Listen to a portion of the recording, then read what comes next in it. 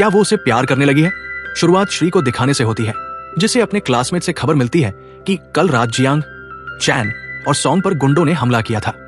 Police भी इस मामले में पूछताछ करने के लिए स्कूल आई थी। साथ ही एक क्लासमेट से उसे यह भी पता चलता है कि चैन कल बहुत देर तक स्ट्रीट फूड स्टॉल पर उसका इंतजार कर रही थी। यह सुनकर श्री को बहुत बुरा लगता है। चैन वहां पर उसके लिए रुकी थी और वो वहां गई ही नहीं, इसलिए वो तुरंत ही उससे मिलने के लिए साइंस बिल्डिंग की तरफ भागती है। इधर टीचर उन तीनों को रात को अकेले घूमने के लिए डांट रहे थे और उन्हें आखिरी बार चेतावनी देते हैं कि वे रात को इस तरह अकेले न घूमें। अगर वे अगली बार पकड़े गए तो उनके पेरेंट्स को स्कूल बुला लिया जाएगा। इस बार वे उनकी बात मान लेते हैं। इसके बाद उन्हें यह भी जानकारी मिलती है कि कोई उनकी बहुत चिंता कर रहा था। वे बात करते हुए अपनी क्लासरूम की ओर जा ही रहे थे कि दूर से श्री उन्हें देखती है। अपने दोस्तों के साथ सिंज को हंसता हुआ देखकर उसे बहुत बुरा लगता है, इसलिए वो उनसे बात करने नहीं जाती। दूसरी ओर चैन को अभिषेक की बहुत फिक्र हो रही थी। वो उसे बहुत मिस कर रही थी। उसे ऐसा लग रहा था कि आजकल श्री उसे इग्नोर कर रही है।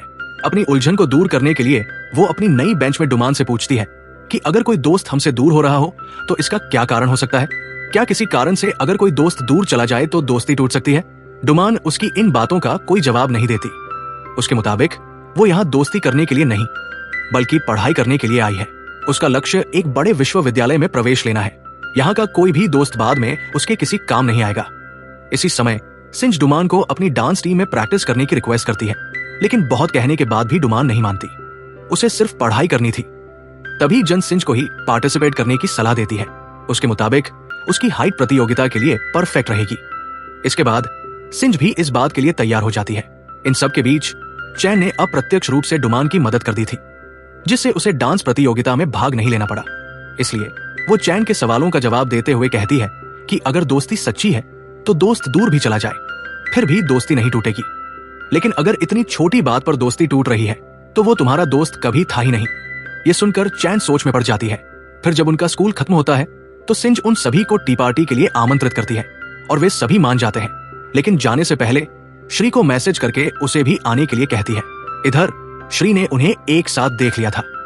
अपने दोस्तों को सिंज के साथ देखकर उसे बहुत गुस्सा आता है। वो चैन का मैसेज नजरअंदाज कर देती है। घर आने के बाद भी श्री का गुस्सा शांत नहीं होता। वो अपनी फ्रूट प्लेट में ऑरेंज देखकर ऐसा महसूस करती है जैसे वो कोई ऑरेंज हो जो बाकी फलों के साथ कभी मेल नहीं खा पाती। बहुत सोचने के बाद वो चैन को कॉल कर ही लेती है और माफी मांगते हुए कहती है कि वो अपने ट्यूशन में व्यस्त थी, इसलिए संपर्क नहीं कर पाई। उस समय चैन अपने घर में जियांग, संग और सिंज को लेकर आई थी, जहां वे ग्रुप स्टडी करने वाले थे। अपने दोस्तों के साथ सिंज भी चैन के घर पर एंजॉय कर रही थी। ये जानकर श्री को फिर से गुस्सा आ जाता है। वो बाद में बात करने का कहकर चैन का कॉल काट देती है।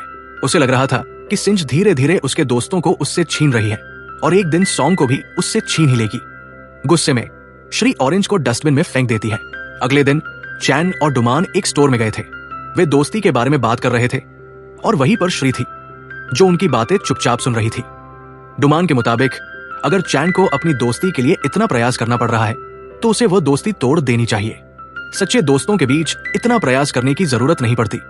ये सुनकर श्री समझ जाती है कि वे दोनों उसी के बारे में बात कर रहे हैं। उसी दिन जब उसका सामना चैन से होता है तो चैन उससे बात करना चाहती है। वो समझ नहीं पा रही थी कि आखिर उसने ऐसी कौन सी गलती कर दी जिसकी वजह से श्री उससे दूर हो रही है। तब श्री चैन से कहती है कि वो उनकी दोस्ती के लिए इतनी मेहनत करना बंद कर दे। उसके मुताबिक वे दोनों कभी भी इतने अच्छे दोस्त नहीं थे। अगर अच्छे दोस्त होते तो चैन सिर्फ उसी के साथ दोस्त होती, लेकिन उसके क्लास चेंज करते ही चैन किसी और को अपनी बेस्ट फ्रेंड बना लेती, क्योंकि उसने तो अभी तक अपनी क्लास में किसी को भी दोस्त नहीं बनाया था। वे लोग सिर्फ उसके क्लासमेट हैं। ये सब कहकर श्री चैन के साथ अपनी दोस्ती तोड़ लेती है और उसे दोबारा संपर्क करने से मना कर देती है। श्री की ये बातें सुनकर चैन को बहुत बुरा लगता है और वो रोते रोते अपनी क्लास में आ जाती है। उसे रोता हुआ देखकर दोनों लड़के समझ जाते हैं कि श्री की वजह से ही चैन रो रही है। डुमान बिना कुछ कहे चैन को रुमाल देती है उसके आंसू पोंछने के लिए। भले ही वो ऐसा दिखाती हो कि उसे कोई दोस्त नहीं चाहिए, लेकिन वो चैन की परवाह करती थी। स्कूल खत्म होने के बाद दोनों लड़के चैन को एक कैफे बुक स्टोर में लेकर जाते हैं ताकि चैन खुलकर बात कर सके। वे चैन को सलाह देते हैं कि वो श्री को थोड़ा समय दे। जब उसका गुस्सा शांत होगा तो वो खुद ही एडजस्ट हो जाएगी और खुद ही बात करने आएगी। इतनी छोटी बात पर कोई दोस्ती नहीं तोड़ता। बाद में वे अलग अलग कॉलेज भी जा सकते हैं, अलग अलग करियर चुन सकते हैं, तो क्या उनकी दोस्ती नहीं रहेगी? चैन उनकी बातों को समझ जाती है और तब जाकर उसका मूड थोड़ा सही होता है। रात को जब वे घर लौटते हैं तो देखते हैं कि लिटियन को उसके पेरेंट्स सेकंड आने की वजह से डांट रहे थे।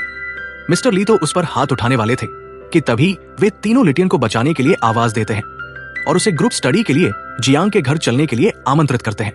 लिटियन के पेरेंट्स उनके सामने उसे कुछ नहीं कहते और उसे उनके साथ जाने देते हैं। फिर वे तीनों लिटियन को खाना ऑफर करते हैं और उसके साथ हंसी मजाक करते हैं। यहाँ लिटियन और जियांग के बीच सबसे ज्यादा नोकझोंक होती है। हालांकि लिटियन के पेरेंट्स उसे दोस्तों के साथ समय बिताने नहीं देते थे, फिर भी बचपन के दोस्त होने के कारण उनकी आपस में बहुत अच्छी समझ थी। अगले दिन स्कूल में उनकी टीचर उन्हें एग्रीकल्चर ट्रिप के बारे में बताते हैं जहां वे सब जाने वाले थे। सभी इस ट्रिप के लिए बहुत उत्साहित थे क्योंकि इस बहाने उन्हें पिकनिक का भी मौका मिलेगा। वे फार्म से खुद सब्जियां चुनेंगे और खुद खाना भी बनाएंगे। जियांग तो पहले ही उनकी वीडियो शूट करने लग जाता है ताकि वो इस ट्रिप का एक पूरा व्लॉग बना सके। लेकिन इन सब के बीच भी चैन श्री को बहुत मिस कर रही थी। शी अपनी क्लासमेट्स के साथ इस ट्रिप पर जाने वाली थी, लेकिन चैन उसके साथ समय बिताना चाहती थी। ऐसे उनके एग्रीकल्चर ट्रिप का दिन भी आ जाता है जहां सभी स्टूडेंट फार्म में वेजिटेबल पिक कर रहे थे।